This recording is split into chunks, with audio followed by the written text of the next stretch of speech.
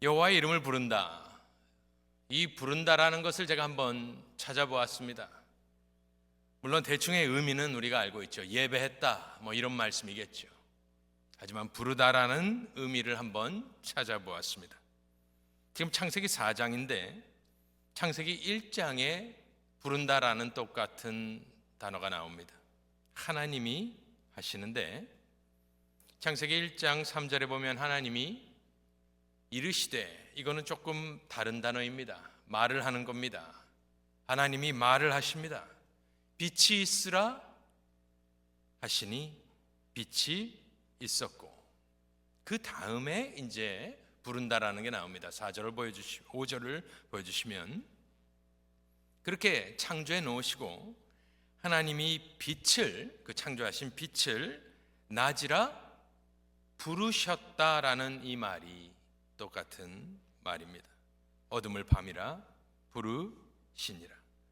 그래서 가장 먼저 이 부른다라는 의미는 창조주가 내가 소유주다, 그리고 당신이 부르는 것은 너는 내 것이고 내가 창조한 목적을 알려준다라는 뜻이 있습니다. 계시하는 겁니다. 인생의 목적, 창조주한테 들어봐야 됩니다. 내가 찾아가는 것이 아닙니다.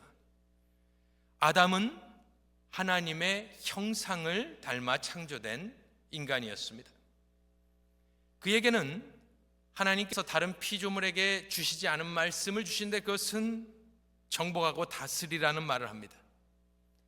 하나님이 진짜 왕이고 그 밑에 있는 왕, 섭정왕처럼 그 하나님의 뜻대로 법대로 의도대로 이 땅을 맡아 통치하는 권세와 권한을 받게 되었습니다.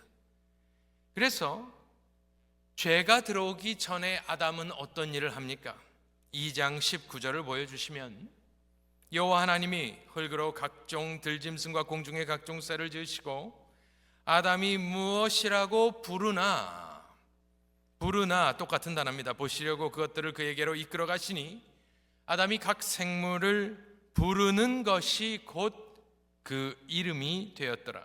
3장 20절에 아담이 그의 아내의 이름을 하와라 불렀다. 다 똑같은 것입니다. 이 부른다는 것은 굉장히 광범위한 뜻이 있습니다. 철수야 영이야 이 단어입니다.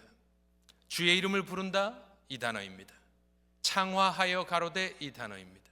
하지만 어쨌든 창세기 가장 초반부에는 부른다라는 것은 의미를 부여하고 창조의 목적을 가르쳐주는 것, 그런 의미가 있습니다. 자, 이것이 죄가 들어온 뒤에는 어떻게 변하는지 한번 보면 가인이 첫 번째 살인자가 되었습니다. 그래서 하나님께 벌을 받고 저주를 받았습니다. 그러고 나서 그가 하는 것, 그가 부르는 것을 한번 보겠습니다. 4장 16절 17절을 보여주시면 가인이 여호와 앞을 떠나서 에덴 동쪽 롯 땅에 거주하더니 아내와 동침하매 그가 임신하여 에녹을 낳은지라. 가인이 성을 쌓고 그의 아들의 이름으로 성을 이름하여 에녹이라 불렀다입니다. 하니라, 에녹이라 똑같이 불렀다입니다. 즉 하나님과 단절되어 죄와 사망의 원흉이 되는 첫 번째 살인자 가인의 통치를 보면 죄가 들어오기 전에 아담은 하나님의 뜻대로 다스리면서 이름을 불렀지만 가인은 무엇을 합니까? 그가 받은 벌은 무엇이었냐면 너는 유리하는 자, 방황하는 자가 될 것이다 했지만 그는 그 하나님의 벌조차도 우습게 여기며 성을 쌓습니다. 내가 방황한다고? 나는 그거 받아들일 수 없다. 나는 내 마음대로 내 뜻대로 살아남겠다 해서 성을 쌓습니다. 그리고 아들의 이름으로 그 성을 부르는 의도는 무엇이냐? 나의 이름을 높이고 내 영광과 내 터전과 나의 삶이여 영원하라 하면서 자신의 성을, 아들의 이름을 따라 부르는 것이 죄악된 인생의 모든 모습이 아니겠습니까? 그렇게 부른다라는 것은 하나님으로부터 아담까지 또 가인까지 점점 죄가 들어옴에 따라 하나님을 부르는 것에서는 멀어지고 자기 이름을 높이고 자기 자녀를 높이고 나의 영광을 높이는 데 사용되었습니다. 그러고 나서 4장 이제 후반부에는 가인의 후손이 무슨 일을 어떻게 벌였는지 나옵니다. 우리가 잘 아는 대목입니다. 큰 문명의 발전이 있는데 4장 18절 이후를 보면, 물론 이름이 비슷비슷합니다마는 다른 사람들이죠. 에녹이 이랏을 낳고, 이랏은 무야엘을 낳고, 무야엘은 무드사엘을 낳고, 무드사엘은 라멕을 낳았더라. 이 라멕이 하는 일을 보면 우리가 잘 아는 내용입니다마는 일부 다처제가 먼저 들어옵니다. 라멕이 두 아내를 맞이하였으니 하나의 이름은 아다요, 하나의 이름은 실라였더라. 그 아내들이 낳은 사람들이 문명을 일궈갑니다. 아다는 야발을 낳았으니 그는 장막에 거주하며 가축을 치는 자의 조상이 되었고, 그의 아우의 이름은 유발이니 그는 수금과 퉁소를 잡는 모든 자의 조상이 되었으며, 실라는 두발 가인을 낳았으니 두발 가인은 미니 가인이라는 소리입니다. 그는 구리와 쇠로 여러 가지 기구를 만드는 자, 테크놀로지를 만드는 사람이 되었습니다. 23절에 보니까 라멕이 말하는 것을 한번 들어보십시오. 아내들에게 이르되 아다와 실라여, 내 목소리를 들으라. 이것은 신명기 6장 4절에 쉐마, 이스라엘아 들으라와 똑같은 것입니다. 자기가 자기를 찬양하는 모습이고 자기가 신인 줄 착각하는 모습입니다. 내 목소리를 들으라. 또 말합니다. 라멕의 아내들이여, 내 말을 들으라. 나의 상처로 말미암아 내가 사람을 죽였고 나의 상함으로 말미암아 소년을 죽였도다.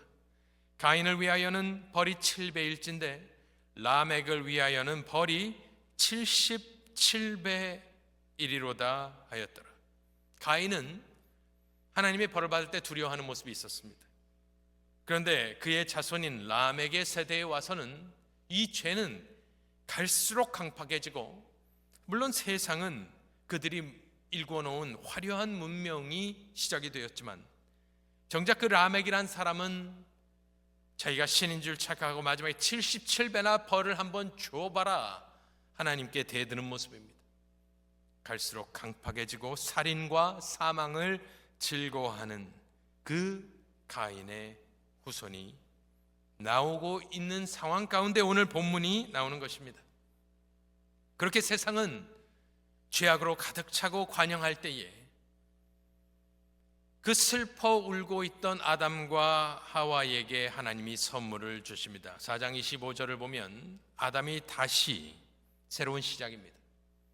다시 자기 아내와 동침하며 그가 아들을 낳아 그의 이름을 셋이라 하였으니, 이는 여기 신앙 고백에 있습니다. 하나님이 내게 가인이 죽인 아벨 대신에 다른 씨를 주셨다. 하나님이 하셨다 라는 말합니다.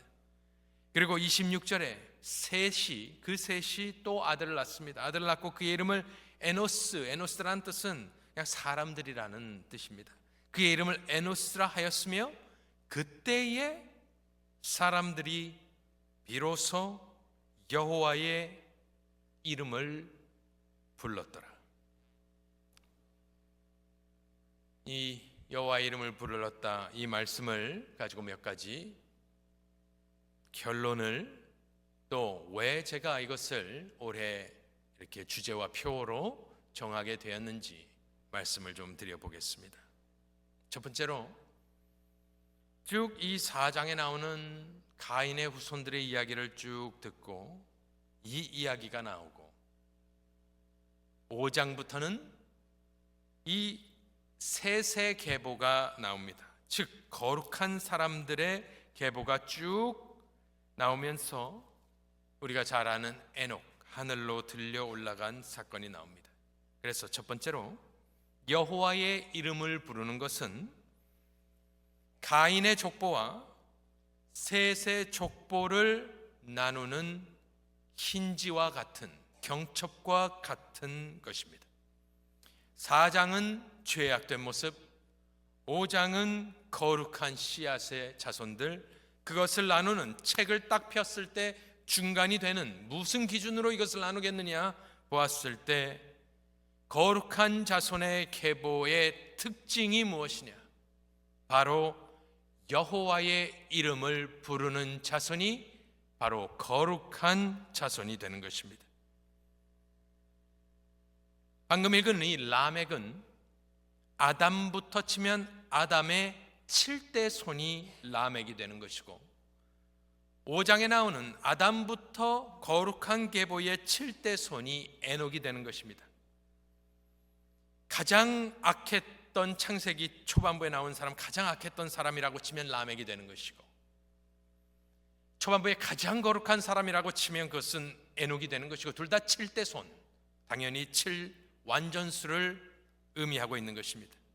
라멕은 뱀의 후손이게 되는 것이고, 에녹은 거룩한 여자의 후손의 일부가 되는 것입니다. 그래서 저는 이 여호와의 이름을 부른다는 것을 생각할 때에 세상과 성도를 구분하는 것이 무엇이 있겠는가? 그것은 우리는 여호와의 이름을 부르는 사람들이 바로 성도인 줄로 믿습니다.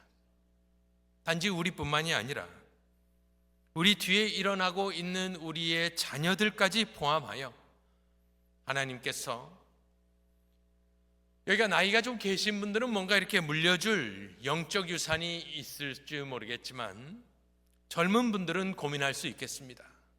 나도 젊은데.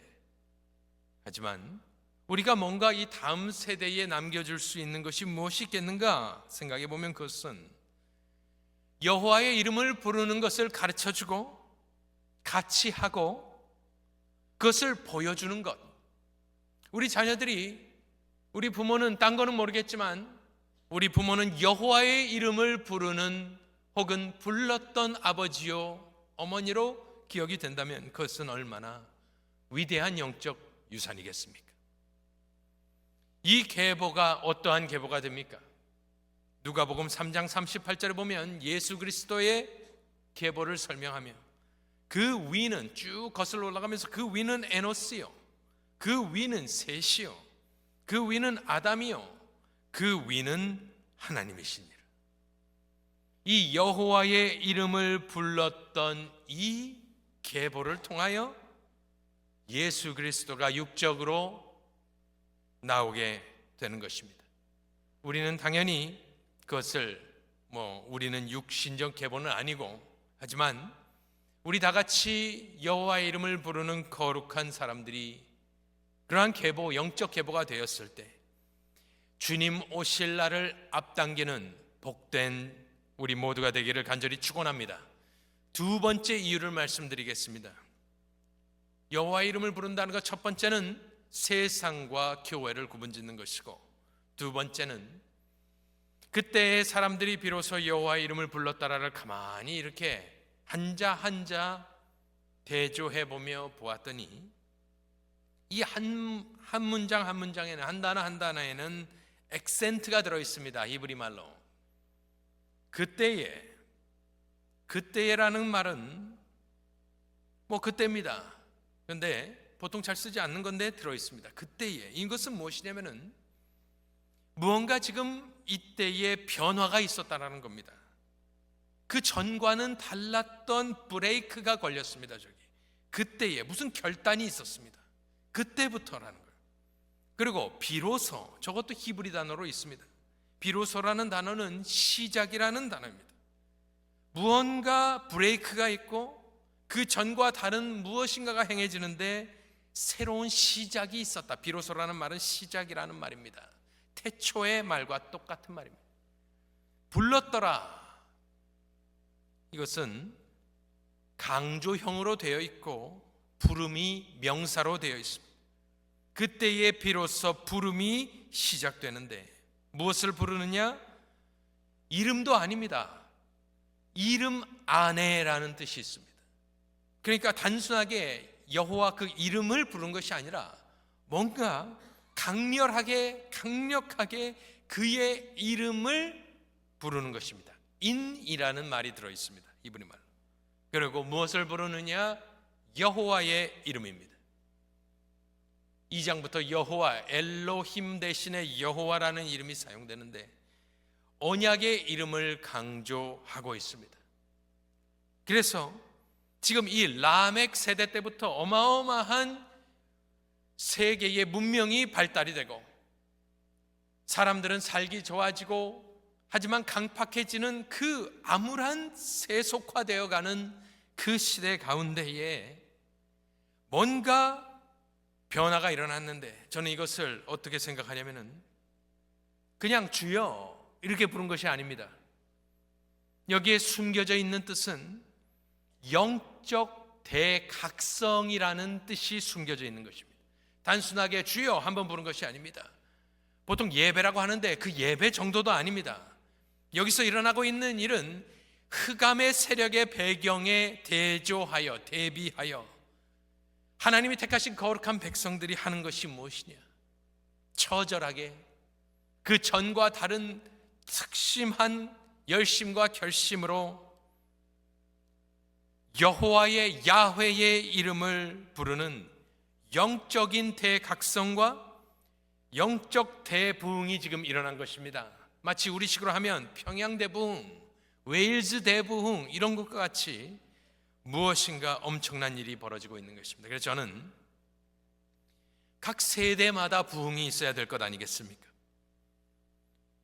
각 교회마다 각 개인이 특별히 2025년을 맞이하며 이전에 했던 나의 모습과는 다른 철저하고도 어떤 의미에서는 처절한 예배, 하나님 아니면 소망이 없다라는 절박한 심정으로 배수진을 치고 주님이 도와주시지 아니하시면, 찾아와 주시지 아니하면 우리는 여기서 멸절하고 맙니다.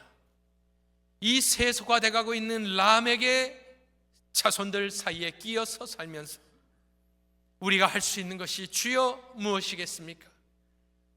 나와 나의 자손들, 소수의 사람들이 나옵니다. 5장에는 수많은 아담의 자손들이 있었겠지만 소수의 사람들이 이것을 하게 되는 것입니다. 그래서 저는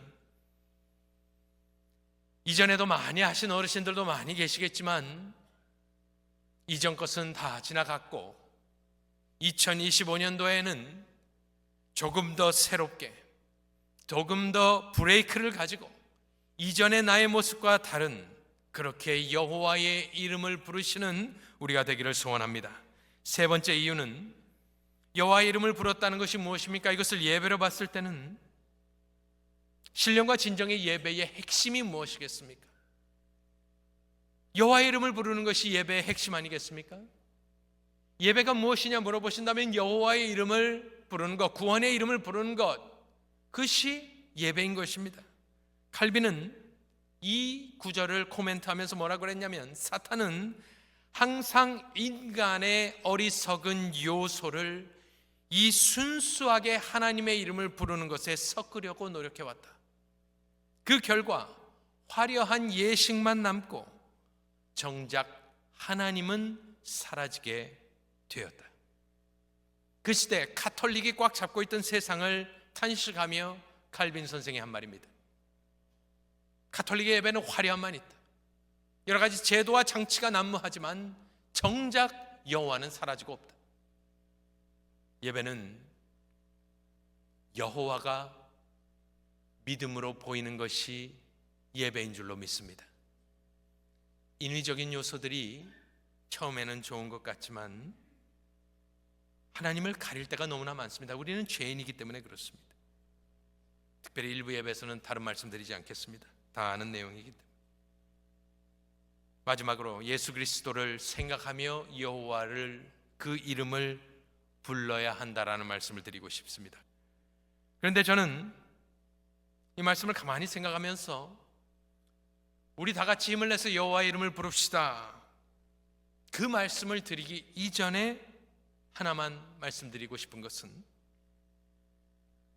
왜 이 일이 갑자기 이렇게 됐는지, 아담과 하와가 정말 가슴 아파하며 이때부터는 새로운 시작이라 심기일전하여서 다시 한번 주의 이름을 불렀는지 우리는 잘 알 수 없습니다만은 한 가지 확실한 것은 우리가 봤을 때는 사람들이 여호와 이름을 불렀지만 이것은 하나님께서 주권적으로 강권적으로 역사하셔서 당신의 택하신 백성들에게 당신의 이름을 부르도록 허락하신 것을 우리가 볼 수 있어야 되겠습니다.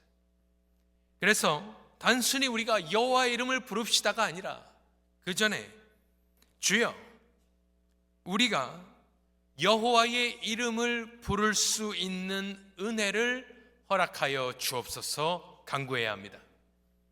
내가 표를 적어놓고 부른다고 되는 것이 아닙니다. 내가 작정한다고 되는 것이 아닙니다. 우리 교회 구호를 외친다고 되는 것이 아닙니다.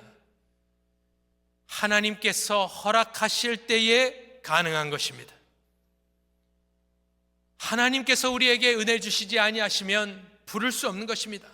지금 부르는 것 같지만 하나님께서 부르도록 내 입술을 열어주시고 강팍해져 있는 내 마음을 깨뜨려 주시고 녹여주시고 내 마음 가운데 간절함을 주시지 아니하시면 이런 여호와의 이름을 부르는 역사는 이루어질 수 없음을 깨달으며 하나님을 바라보고 하나님의 얼굴을 찾으며 간절한 마음으로 하나님 우리에게 은혜를 베풀어 주옵소서. 그렇게 간구하시는 저와 여러분들 되시기를 간절히 축원합니다.